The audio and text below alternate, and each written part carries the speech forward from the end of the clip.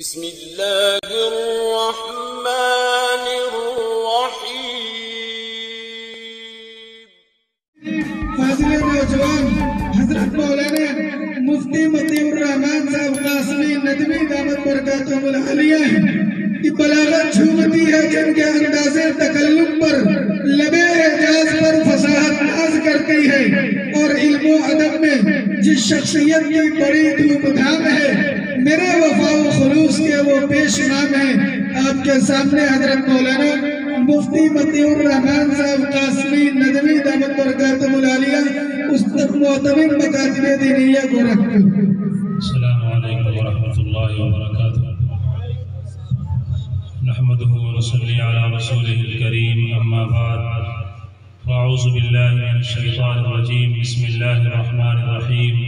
واما ما ينفع الناس فيمكث في الارض، صدق اللہ العظیم۔ معزز علماء کرام اور محترم بزرگوں، دوستوں اور دینی بھائیوں، مجھے اس دیر رات میں بہت تفصیلی گفتگو نہیں کرنی ہے۔ میں کوشش کروں گا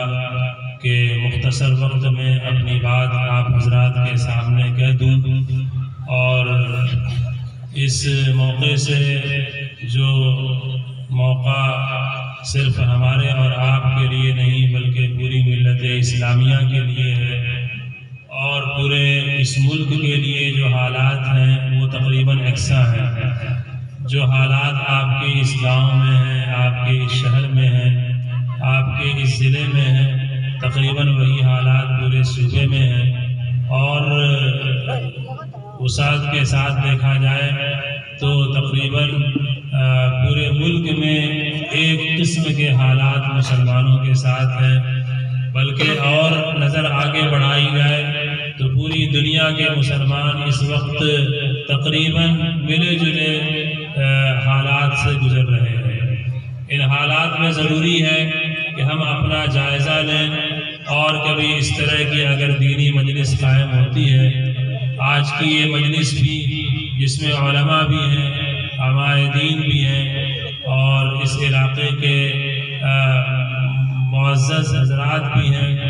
اور طلباء بھی یہاں پر موجود ہیں، اور ممکن ہے ان کے والدین بھی یہاں پر ہوں،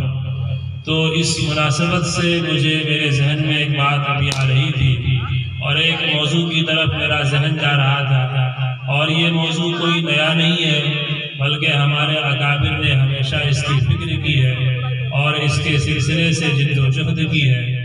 اور وہ ضرورت یہ ہے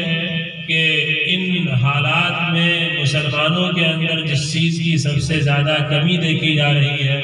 مسلمانوں کے اندر جس چیز کی سب سے زیادہ کمزوری محسوس کی جا رہی ہے، وہ یہ ہے کہ مسلمانوں کے آپسی اختلافات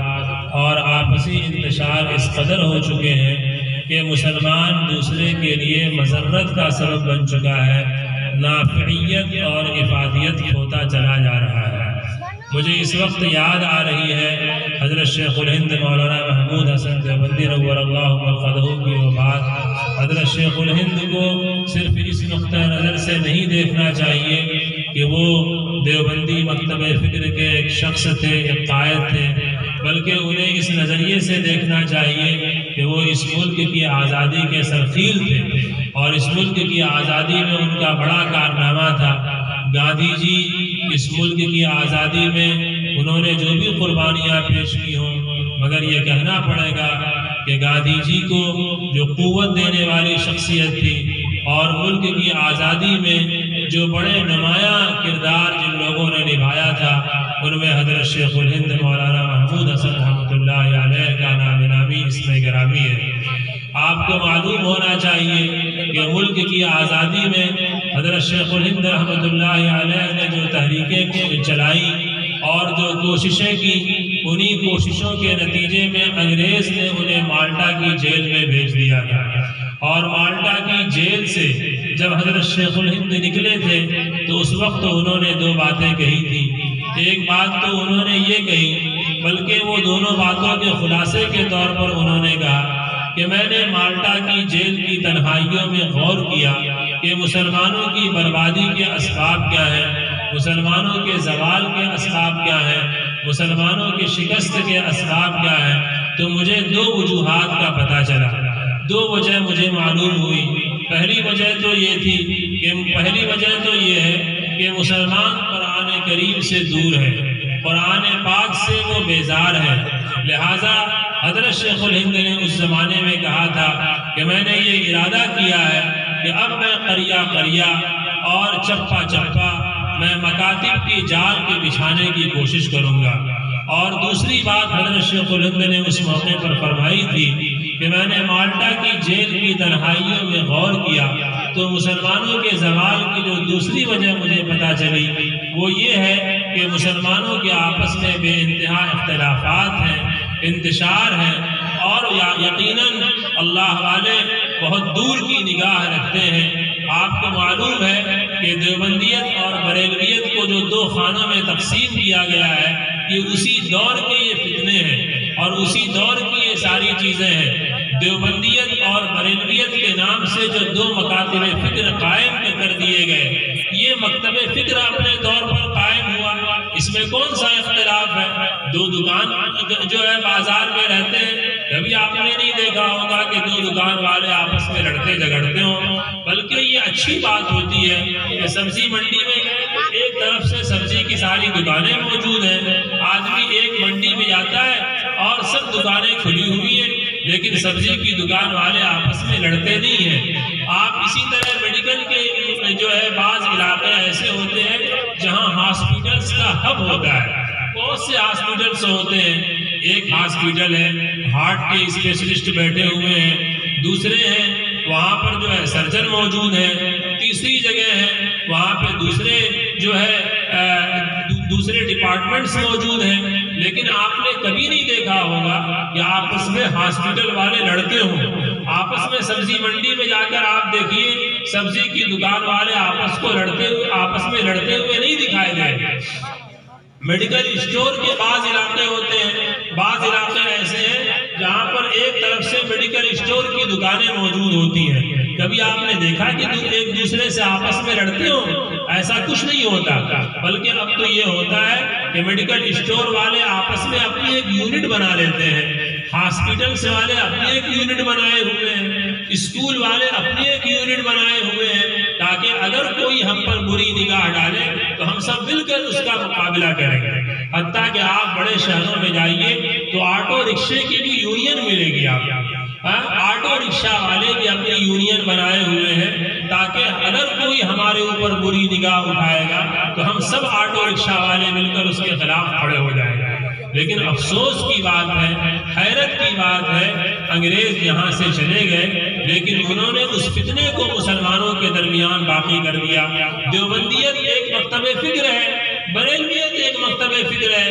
لیکن یہ دونوں اس لیے نہیں قائم ہوئے کہ آپس میں اختلاف کریں، آپس میں لڑیں، ایک دوسرے کو کافر بنائیں، ایک دوسرے سے مصافحہ کرنے کے لیے تیار نہ ہوں، ایک دوسرے پہ الزام تراشی کریں، یہ کبھی نہیں ایسا ہوا۔ پہلے تاریخ اسلام آج سے نہیں ہے، 14 صدیوں سے اسلام دنیا کے اندر باقی ہے، لیکن آپ نے نہیں دیکھا ہوگا حنفیت بھی ہے، مالکیت بھی ہے، شافعیت بھی ہے، حنبلیت بھی ہے، یہ چاروں مکاتب فکر ایسے ہیں جن کو حضرت شیخ الحدیث نور اللہ مرقدہ نے لکھا ہے کہ نماز کی رکعت باندھنے سے لے کر سلام پھیرنے تک جو مسالک کے آپس میں اختلافات ہیں تقریباً 200 سے زائد اختلافات ہیں، اور یہ جو اختلافات ہیں یہ ہمارے 4 مسالک کے درمیان ہیں، لیکن آپ کو پوری 14 آپ کو تقریباً 1350 سال کی تاریخ میں کبھی ایسا نہیں ملے گا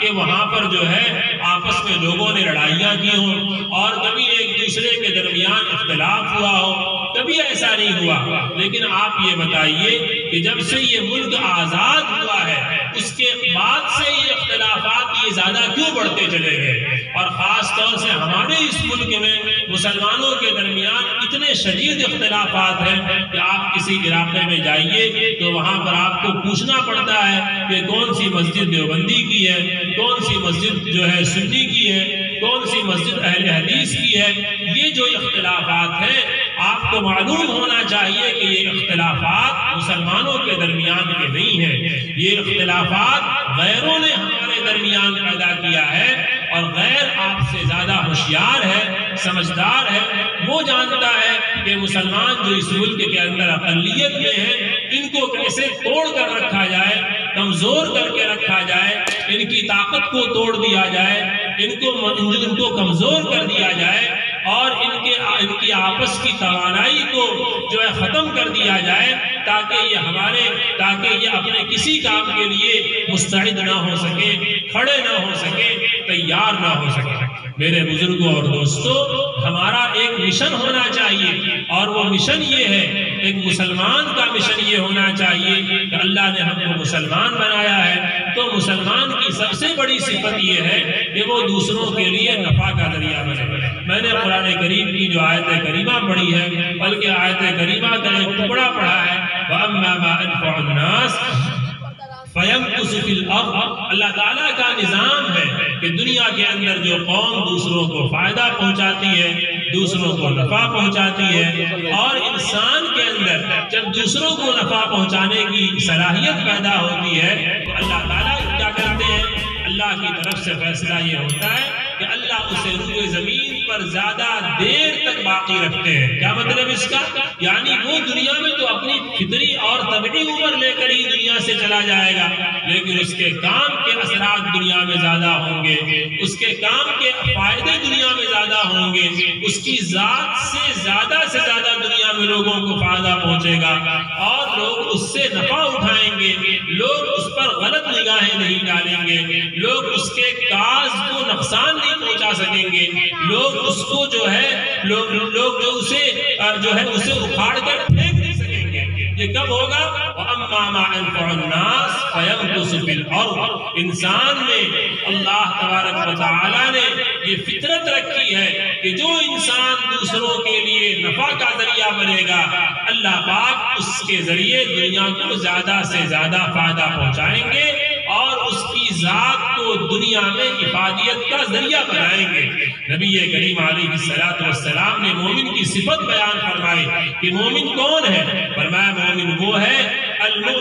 مومن وہ ہے جو لوگوں کے لیے نفع بخش ثابت ہو، جو لوگوں کے لیے نفع کا ذریعہ بنے۔ امام بخاری علیہ الرحمہ نے اپنی کتاب میں، ان کی کتاب صحیح البخاری، پوری دنیا کے اندر سارے مدارس عربیہ میں اس کتاب کو پڑھایا جاتا ہے، اور یہاں جتنے علماء آپ کے سامنے موجود ہیں، یہ سارے علماء بخاری شریف پڑھ کر ہی کسی بڑی مدرسے سے فارغ ہوتے ہیں۔ امام بخاری علیہ الرحمہ نے اپنی کتاب العلم میں حضرت عبداللہ بن عمر رضی اللہ تعالیٰ عنہ کی ایک حدیث نقل کی ہے۔ مجھے وہ حدیث اس موقع پر یاد آ رہی ہے۔ نبی کریم علیہ السلام کا ایک واقعہ عبداللہ بن عمر رضی اللہ تعالیٰ عنہ نے بیان فرمایا۔ کہا کہ ایک مرتبہ صحابہ کرام کی مجلس تھی، بڑے بڑے لوگ تھے، میرے والد محترم حضرت عمر فاروق رضی اللہ تعالیٰ عنہ بھی موجود تھے، کبار صحابہ موجود تھے۔ اللہ کے نبی علیہ السلام نے ایک سوال کیا، فرمایا ان من الشجر شجرۃ لا يسقط ورقها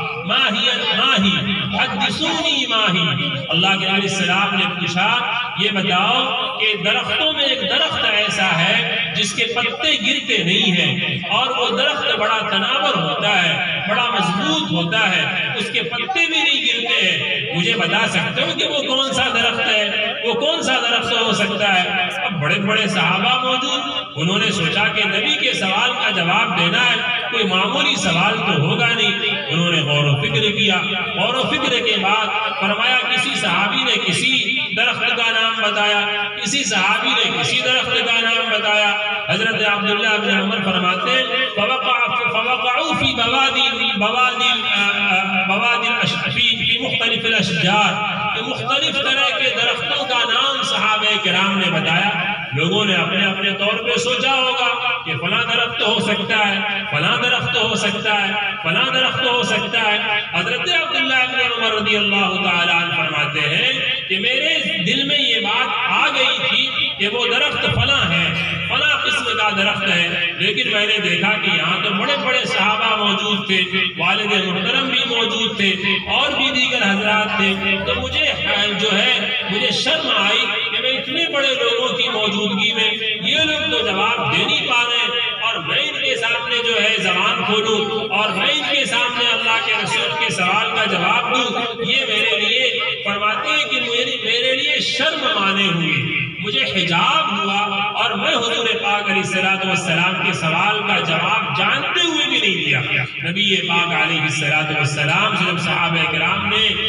جب یہ کہہ دیا کہ اللہ کے رسول ہمیں نہیں معلوم کہ وہ کون سا درخت، آپ کی بتا دیجئے، اللہ کے نبی علیہ الصلوۃ والسلام نے فرمایا کہ وہ کھجور کا درخت ہے، وہ کھجور کا درخت ہے۔ کھجور کا درخت یعنی کھجور کے درخت سے حضور پاک علیہ الصلوۃ والسلام نے فرمایا انہا مثل المسلم، فرمایا کہ وہ درخت ایسا ہے کہ اس کی مثال مسلمان کی سی ہے۔ یعنی اللہ کے نبی علیہ الصلوۃ والسلام نے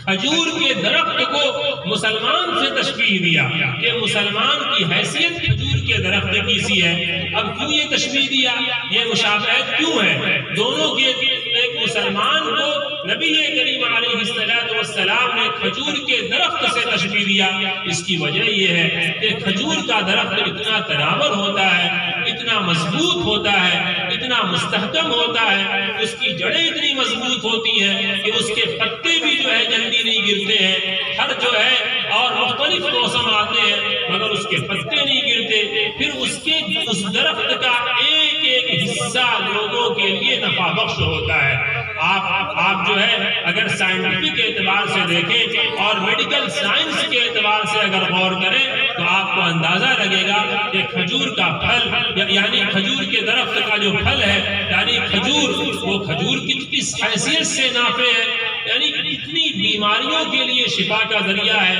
وہ علاج بھی ہے، وہ دوا بھی ہے، وہ غذا بھی ہے، اسے کتنی بیماریوں کے لیے ڈاکٹروں نے اور طبیبوں نے بالخصوص طب یونانی میں آپ دیکھیے کہ کھجور کے کتنے فوائد کتابوں میں لکھے ہیں، پوری ضخیم کتابیں کھجور کے فائدے پہ لکھی ہوئی ہیں۔ نبی کریم علیہ الصلوۃ والسلام نے فرمایا کہ جس گھر میں کھجور نہ ہو وہ گھر بالکل ویران جیسا، اس گھر میں کچھ بھی نہیں ہے، یعنی کھانے کے لیے کوئی چیز نہیں ہے، غذا ہی نہیں ہے۔ اگر گھر کے اندر کھجور نہ ہو، کھجور کو دودھ کے ساتھ استعمال کرنے کا حکم دیا گیا، کھجور کو کھیرے کے ساتھ کھایا گیا۔ گرمی کے دنوں میں بھی جتنی جلدی کے انسان کے اندر جو کمزوری ہوتی ہے، کمزوری کو بہت تیزی کے ساتھ دور کرنے کے لیے کھجور کے استعمال کا حکم اطباء نے دیا ہے۔ اور اسی طرح سے آپ اس درخت کو دیکھیے کہ اس کے جو چھال ہوتے ہیں، اس کے جو پتے ہوتے ہیں، میڈیکل سائنس میں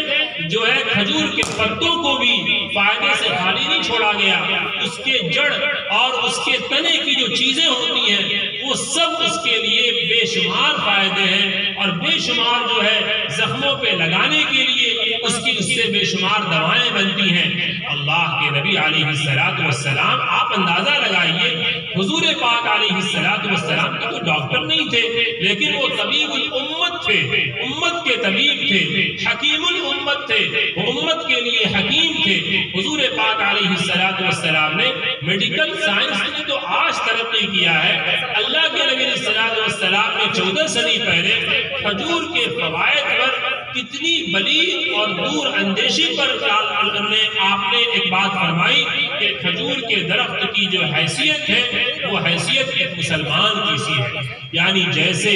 کھجور کے پتے فائدے مند ہیں، کھجور کے چھال فائدے مند ہے، کھجور کا بیج فائدے مند ہے، کھجور مطلق طور پر مفید ہے، اور عورتوں کے لیے، بچوں کے لیے، بڑوں کے لیے، بوڑھوں کے لیے، حاملہ عورتوں کے لیے، ہر عمر کے لوگوں کے لیے کھجور کے بے شمار فوائد ہیں، اس کے درخت کے بے شمار فائدے ہیں۔ اللہ کے نبی علیہ الصلوۃ والسلام نے اس جملے کے اندر گویا کہ ایک جملے کے اندر اتنی وضاحت سے باتیں آپ نے فرما دی۔ آپ کے کہنے کا مقصد یہ تھا کہ ایسے ہی حیثیت ایک مسلمان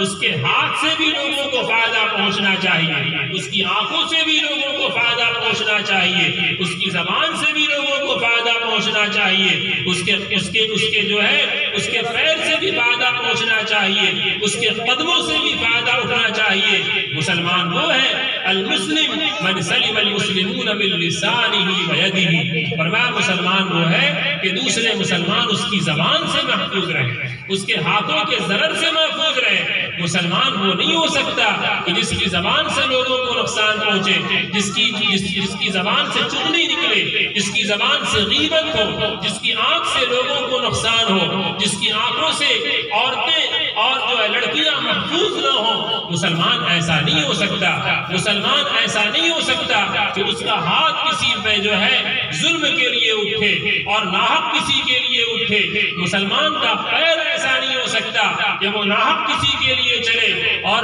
جو ظلم کے لیے چلے۔ حضور پاک علیہ السلام کی اس حدیث میں اتنی جامعیت ہے، اتنی جامعیت ہے کہ اگر اس پر ایک مفصل کتاب بھی لکھ دی جائے تو کم ہے۔ آپ اندازہ لگائیے کہ نبی پاک علیہ السلام نے کتنی دور اندیشی کے ساتھ یہ بات بیان فرمائی، اور آپ نے اس کو سمجھانے کے لیے آپ نے حکمت کے ساتھ ایک کھجور کے درخت سے آپ نے اس کی تشبیہ دی، اس لیے کہ عربوں میں کھجور کی جو ہے بہتات ہوتی تھی، اور جو ہے مثال کے لیے آدمی کے لیے وہ چیزیں زیادہ مفید ہوتی جس کو آدمی روز بروز مشاہدہ کرتا ہے۔ تو اللہ کے نبی علیہ السلام کے کہنے کا مقصد یہ ہے کہ مسلمان کی ذات ایسی ہونی چاہیے کہ اس کی ذات سے ذرہ برابر کسی کو نقصان نہ پہنچے، کسی کو تکلیف نہ پہنچے، کسی کو ضرر نہ ہو۔ اس کی زبان سے، اس کے اشاروں سے، اس کے کنائے سے، اس کے جو الفاظ سے، اس کے انداز سے، اس کے گفتار سے، اس کے کردار سے، اس کے قلم سے یہ نقصان نہیں پہنچنا چاہیے۔ اس وقت جو میڈیا ایک مضمون لکھتا ہے اور جس سے صرف مسلمانوں کی دل آزاری نہیں ہوتی ہے، اگر کوئی کارٹونسٹ پیغمبر اسلام کے سے متعلق کوئی کارٹون بناتا ہے، اس کے قلم نے کیا کیا؟ ایک کارٹون بنایا، اور ایک کارٹون کے بنانے کی وجہ سے نہ جانے کتنے ملکوں کے اندر فساد برپا ہو گیا، کتنے علاقوں کے اندر فساد برپا ہو گیا، کتنے مسلمان انتشار کے شکار بن گئے، اور کتنے لوگ زیادتی کے شکار ہو گئے، اور کتنا ملک کے اندر فساد بن جاتا ہے۔ ایک رائٹر لکھتا ہے اور غلط لکھ دیتا ہے، پورے لوگوں کے اندر انتشار پیدا ہو جاتا ہے۔ ایک کمیونٹی، ایک قوم دوسرے قوم کے خلاف کھڑی ہو جاتی ہے، ہندو مسلم کے خلاف کھڑا ہو جاتا ہے، مسلمان ہندو کے خلاف کھڑا ہو جاتا ہے۔ یہ کون کرتا ہے؟ آج کے زمانے میں یہ کام میڈیا کے لوگ کرتے ہیں، رائٹر کرتے ہیں، اسکرپٹ لکھنے والے لوگ کرتے ہیں، کارٹونسٹ کرتے ہیں، وہ لوگ ایسی حرکتیں کرتے ہیں اور لوگوں کے درمیان اختلاف پیدا کرتے ہیں۔ تو مسلمان کو تو ایسا ہونا چاہیے کہ اس کی ذات سے کسی کو نقصان نہ پہنچے۔ اس کی مسلمان دین رحمت کو لے کر جو ہے اس دنیا میں نبی کا نمائندہ بنا ہوا ہے، اس کی ذات کو نافعیت کا ذریعہ ہونا چاہیے، افادیت کا ذریعہ ہونا چاہیے۔ اور یہ چیز کیسے آئے گی؟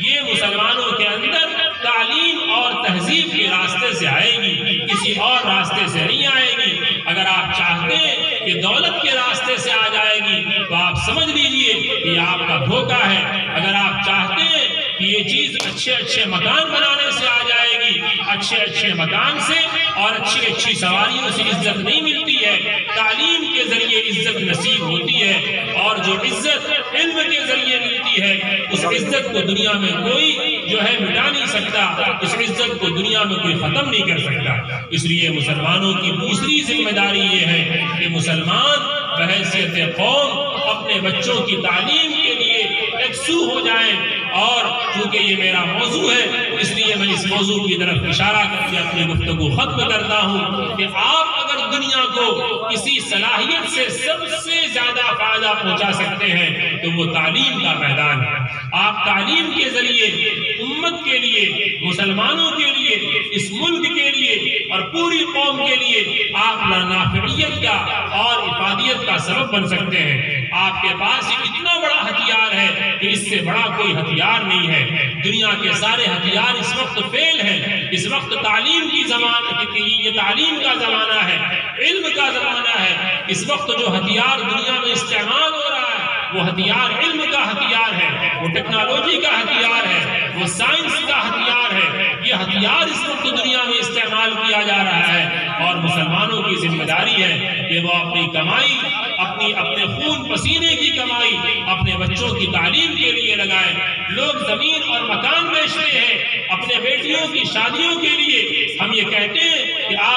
بیٹیوں اور بچوں کی شادیوں کے لیے زمین و مکان مت بیچیے، اپنے بچوں کی تعلیم کے لیے مکان بیچیے، اپنے بچوں کی تعلیم کے لیے زمین بیچ دیجیے، اپنے بچوں کی اعلیٰ تعلیم کے لیے کھیت بیچ دیجیے۔ اگر آپ نے اپنے بچوں کی اعلیٰ تعلیم کے لیے اپنے کھیت بیچ دیے تو آپ یہ سمجھ لیجئے کہ آپ کے بچے اس جیسے کتنے کھیت پیدا کر رہے ہیں۔ لیکن اگر آپ نے اپنے بچوں کو تعلیم کے لیے اپنا سرمایہ نہیں لگایا اور اعلیٰ تعلیم بچوں کو نہیں دلایا تو آپ خود بھی ختم ہو جائیں گے اور اگلی نسل بھی دنیا سے ختم ہو جائے گی، پھر کوئی نام لینے والا نہیں ہوگا، اور آپ صرف یہ سمجھیں کہ ہم دولت کما لیں اور اپنے اونچے مکان بنوا لیں اور اپنے نسلوں کو اگر آپ نے تعلیم سے محروم رکھا تو یہ اگلی نسل جو آئے گی وہ آپ کے کھیت بھی بیچ کے کھا جائے گی، آپ کے مکان بھی ختم کر ڈالے گی۔ لیکن اگر بچوں کو تعلیم کی دولت سے مالا مال کریں گے تو وہ آپ جیسے کتنے مکان جو ہے تیار کر لے گی۔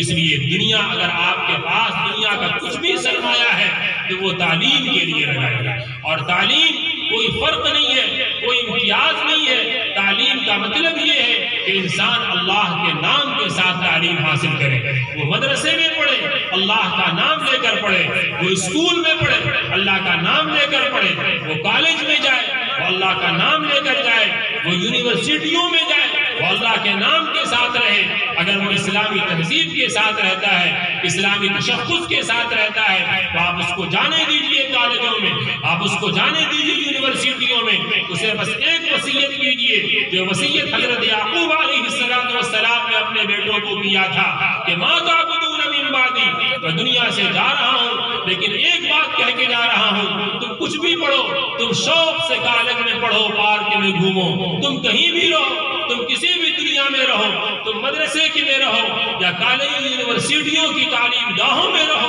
لیکن ایک بات کی ضمانت اپنے بچوں سے لے لیجئے کہ ما تعبدون من بعدی، کہ میں دنیا سے چلا جاؤں گا لیکن میرے بعد عبادت اس گھر میں کس کی ہوگی؟ اس گھر میں نماز پڑھی جائے گی کہ نہیں پڑھی جائے گی؟ اس گھر میں تلاوت کی جائے گی کہ نہیں کی جائے گی؟ اس گھر میں اللہ کا نام لیا جائے گا کہ نہیں لیا جائے گا؟ اگر اس بات کی ضمانت آپ نے لے لیا تو پھر اس چھوٹے چھوٹے جھگڑوں میں مت پڑیے کہ آپ کا بچہ کہاں جا رہا ہے، وہ مدرسے میں جائے، وہ اسکول میں جائے، وہ مکتب میں جائے، وہ کہیں بھی جائے، اللہ کا نام لیتا رہے۔ اور یہ جو مکتب کا نظام آپ کے یہاں دینیات کا ہے، یہ دینیات کا نظام اسی فکر سے قائم کیا گیا ہے کہ ہمارے سارے بچے حافظ نہیں بنتے ہیں، سارے بچے عالم نہیں بنتے ہیں۔ یہ میری بات نہیں ہے، یہ چھوٹی زبان ہو جائے، مفکر اسلام کے الفاظ میں نقل کر رہا ہوں۔ مفکر اسلام علیہ الرحمہ نے ایک موقع پر کہا تھا کہ میں مدرسے کا آدمی ہوں اور میں چاہتا ہوں اگر یہ ہو جائے تو بہت اچھی بات ہے کہ سارے لوگ عالم و حافظ بن جائیں، لیکن مفکر اسلام نے آج سے 60 برس پہلے کہا تھا کہ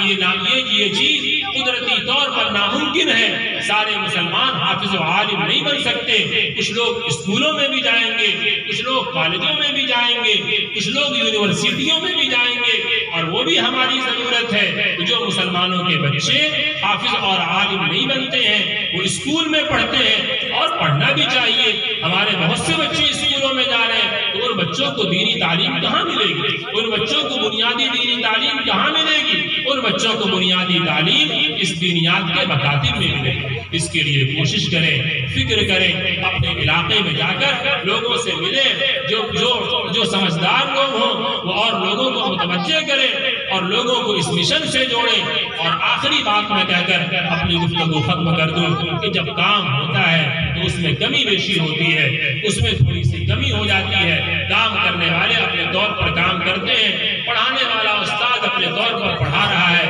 منتظمین اس کی فکر کر رہے ہیں، لیکن اس انتظام میں کہیں سے کجی اور کوتاہی ہو سکتی ہے۔ انسان ہے، اس سے ساری چیزیں ممکن ہے۔ تو اب دوسرے لوگوں کا کام کیا ہے؟ دوسرے لوگوں کا کام یہ ہے کہ اس کام کے معاون بنے، اس کام کے کرنے والوں کی ٹانگ نہ کھینچیں اور ان کو جو ان کے عیب نہ نکالیں، ان کے عیب کو تلاش نہ کریں۔ اگر عیب تلاش کرنے پر آئیں گے تو امام اعظم ابو حنیفہ میں بھی آپ کو عیب مل جائے گا۔ اگر آپ عیب تلاش کرنے پر آئیں گے تو امام شافعی میں بھی آپ کو عیب مل جائے گا۔ نبوت کے بعد نبی کریم علیہ السلام کے علاوہ دنیا میں کوئی معصوم نہیں پیدا ہوا ہے، صرف انبیاء کرام معصوم ہے تو کوئی کام دنیا میں کوئی بھی لے کر کھڑا ہوگا، علماء لے کر کھڑے ہوں گے، عوام لے کر کھڑے ہوں گے، سیاستدان لے کر کھڑے ہوں گے، کوئی بھی کام لے کر کھڑا ہوگا تو تھوڑی بہت کمی تو رہنی ہے، انسانی فطرت ہے، لیکن اس کا مطلب یہ تو نہیں ہے کہ آپ اس مکتب کو توڑنے میں لگ جائیں، اس مدرسے کو پھوڑنے میں لگ جائیں، اس عمارت کو توڑنے میں لگ جائیں اور جو ہے اس کی ٹانگ کھینچنے لگے، اس پر عیب جو ہے اس پر الزام تراشیاں کرنا شروع کر دے، اس کے عیب کو لوگوں میں پھیلانا شروع کر دے، یہ ایک مسلمان کی شان نہیں ہو سکتی۔ ایک مسلمان کو یہ چیز زیبا نہیں دیتی ہے۔ آپ اسے اچھے انداز میں سمجھائیں، پیار سے سمجھا دیں، محبت سے سمجھائیں، عیب کو چھپانے والے بنیے، عیب کو لوگوں کے سامنے ظاہر کرنے والے مت بنیے۔ اگر کوئی دینی کام آپ کے علاقے میں شروع ہوتا ہے تو اس دینی کام کو مدد کو جو ہے مضبوط کرنے والے بنیے، اس بنیادی اس کام کے بنیاد رکھنے والوں میں بنیے، اس کام کو اور اس کام میں پانی ڈالنے والوں میں بنیے، اس درخت کو پانی ڈال دیجئے اور اس پر محبت کی نگاہ ڈالیے۔ یہ آپ کے لیے افادیت کا ذریعہ ہے اور اس میں ہماری اور آپ کی نجات ہے۔ اس کے ہم مخالف نہ بنے، دینی کام جو بھی کرے آپ کی اس سے نہ بنتی ہو، آپ کی خاندانی دشمنی ہو، وہ سب ٹھیک ہے، مگر اگر وہ دینی کام کر رہا ہے تو آپ اس کا مخالف مت بنیے، اس لیے کہ مخالفت پر براہ راست اللہ کے عذاب سے ہم اپنے آپ کو نہیں بچا سکتے۔ اللہ تعالی ہم سب کی حفاظت فرمائے اور جو کام آپ کے علاقے میں ہو رہا ہے اس کو اور مضبوط بنائے، اور جو باتیں ٹوٹے پھوٹے انداز میں کہی گئی ہیں اس پر اللہ تعالیٰ سے دعا ہے کہ ہم سب کو عمل کی توفیق دے۔ آمین۔ وآخر دعوانا الحمدللہ رب العالمین۔ السلام علیکم ورحمۃ اللہ۔